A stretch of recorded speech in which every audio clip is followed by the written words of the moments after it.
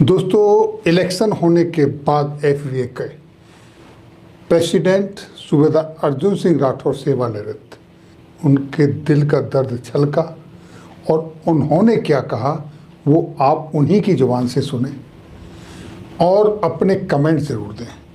क्या उन्होंने कुछ गलत कहा या सही कहा? क्या ऐसे इंसान के ऊपर छींटाकशी करना सही है या गलत? ये आप वीडियो देखने के बाद, उनकी बातें सुनने के बाद और पिछले जो 15-20 दिन की आपने घटनाक्रम देखा, इन सब के बाद आपकी क्या प्रतिक्रिया है, ज़रूर कमेंट्स बॉक्स में लिखें और उन्हीं से सुने कि उन्होंने क्या कहा। फेडरेशन ऑफ वेटरन्स एसोसिएशन के सभी साथियों को प्रेम भरा नमस्कार, जय हिंद। साथियों, 17 सितंबर 2023 को कठुआ में हमारी साधारण सभा का आयोजन हुआ और आप सभी ने बहुमत से एक प्रस्ताव पारित किया था कि एडहॉक कमेटी का काम पूरा हो चुका है और वर्तमान में एडहॉक कमेटी का कुछ भी आउटपुट आप लोगों को देखने को नहीं मिल रहा था और सर्वसम्मति से निर्णय हुआ था कि जल्दी ही काउंसिल के चुनाव करे जाएं।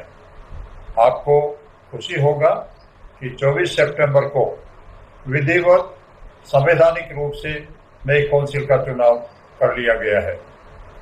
मैं सभी उन निर्वाचित साथियों को शुभकामनाएं देना चाहूँगा, साथ ही अपेक्षा भी करूँगा कि इतने बहुमत से आप लोगों को हमारे साथियों ने पदों पर बिठाया है, आपकी जिम्मेदारी बहुत है और अब आपको समर्पित भाव से काम करना पड़ेगा।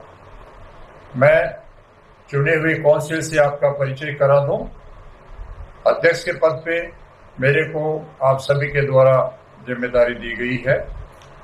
सीनियर वाइस प्रेसिडेंट पे राजदीप वर्मा साहब हैं, 4 वाइस प्रेसिडेंट हैं, एक है सूबेदार बलवंत सिंह जी, एक कैप्टन शीश राम जी, सूबेदार महेंद्र पाल सिंह रावत और सार्जेंट प्रेम प्रकाश गौतम। इसके अलावा जनरल सेक्रेटरी पे निर्विरोध रूप से चुने गए हैं एडवोकेट शीश राम यादव साहब। कोषाध्यक्ष के पद पर निर्विरोध रूप से पवन कुमार जी सैनी, जो पहले भी हमारे कोषाध्यक्ष रहते आए हैं। नेशनल स्पोक्समैन के पद के ऊपर निर्वाचित हुए कैप्टन लोकेंद्र सिंह साहब। हरी बात ही जाना पहचाना चेहरा है आपका और पहले भी ये हमारे प्रवक्ता रहे हैं। लीगल एडवाइजर भी एडवोकेट बी वैष्णव साहब निर्विरोध रूप से चुने गए हैं और 5 इसमें काउंसिल मेंबर्स का भी चुनाव हुआ है, जिनमें से एक हैं कैप्टन किशन लाल चौधरी, दूसरे हवलदार मनोहर सिंह, तीसरे नायक कुंवर सिंह डंगवाल और चौथे हैं वारंट ऑफिसर पवन कुमार सैनी और एक है नायक KP सैनी साहब। साथियों, चुनाव बहुत ही ट्रांसपेरेंट और फूलफुल तरीके से संपन्न हुआ और आप लोगों ने जो जिम्मेदारी जिन लोगों को दी है उसके बारे में मैंने आपसे अवगत कराया और अब आप एक इलेक्टेड काउंसिल के द्वारा निर्णय लेकर के उसके आधार पे काम करें, ना कि सिलेक्टेड लोगों के द्वारा। 9 अप्रैल को जो सिलेक्शन हुआ था उसमें अकेले मेरा नाम आया था। इसके अलावा एक बहुत ही महत्वपूर्ण पहलू इस आंदोलनों की आड़ में जो चल रहा है साथियों, वो है समदा उगाही और उसका दुरुपयोग। 31 मई 2023 से फेडरेशन की रसीद के ऊपर चंदे की रसीद दी जा रही थी जंतर मंतर पे। कोई किसी बैंक अकाउंट का हमने नहीं कहा कि इसे पैसा डाल दीजिए और उसके बाद से 16 जुलाई को जयपुर में और 17 सितंबर को कठुआ के अंदर हमारे कोषाध्यक्ष ने पूरा हिसाब किताब हाउस के सामने रखा और आप सब लोगों ने उसको यूनैनिमसली अप्रूव किया, उसका अनुमोदन किया। और वहां पे हमने पूछा, कोषाध्यक्ष महोदय ने पूछा, मैंने भी पूछा कि किसी को भी किसी भी एंट्री के बारे में किसी भी प्रकार का कोई डाउट है आप बोलिए, हम आपको सुप्रूफ देंगे, आपको वाउचर्स दिखाएंगे और आपका संशय का निवारण हम करेंगे।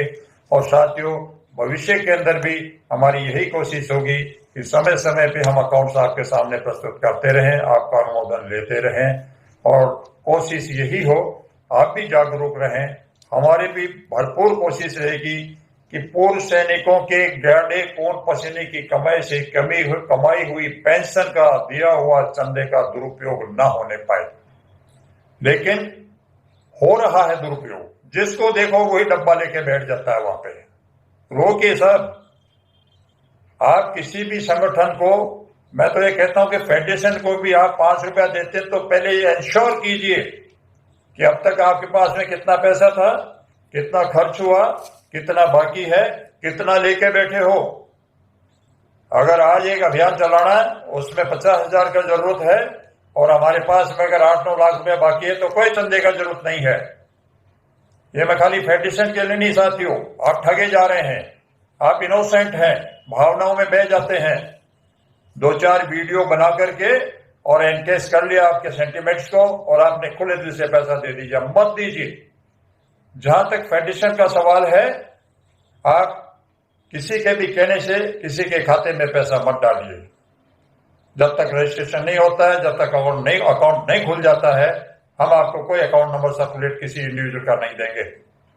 और चंदा जहां भी देते हैं उसका पक्का रसीद लीजिए, इंश्योर कीजिए कि आपके चंदे का दुरुपयोग नहीं हो रहा है, क्योंकि कुछ लोगों ने एक तरीके से ये पैसा इकट्ठा करने का भी जरिया बना लिया है।